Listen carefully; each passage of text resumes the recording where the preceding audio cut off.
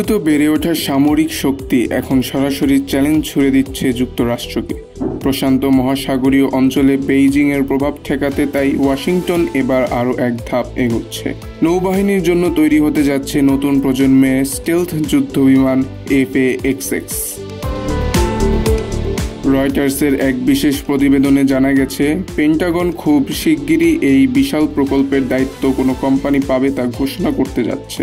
প্রতিযোগিতায় রয়েছে দুই মার্কিন প্রতিরক্ষা দিগন্ত, বোয়িং ও নর্থরপ গ্রুম্যান কর্পোরেশন।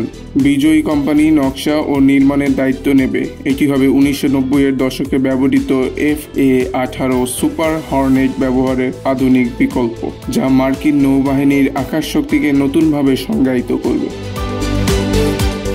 বিশ্লেষকরা বলছেন, এই জেট শুধুমাত্র একটি নতুন বিমান নয়, এটি যুক্তরাষ্ট্রের চীনের বিরুদ্ধে সামরিক ভারসাম্য পুনর্গঠনের প্রকল্প। FA-XX থাকবে সম্পূর্ণ স্টেলথ প্রযুক্তি নির্ভর, যার গঠন এমনভাবে তৈরি হবে যাতে রাডারে সহজে ধরা না পড়ে।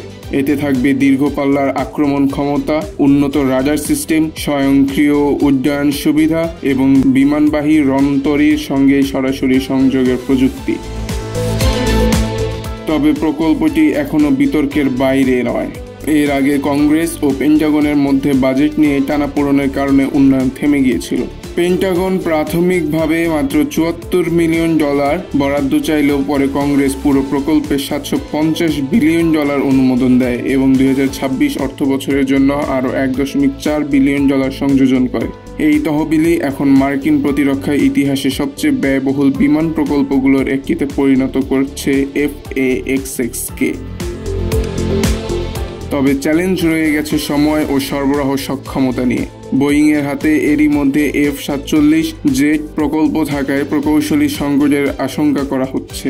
অন্যদিকে নর্থরপ গ্রুম্যানের ব্যয়বহুল ক্ষেপণাস্ত্র প্রকল্প সেন্টিনেল তাদের উৎপাদন ক্ষমতা নিয়ে প্রশ্ন তুলছে।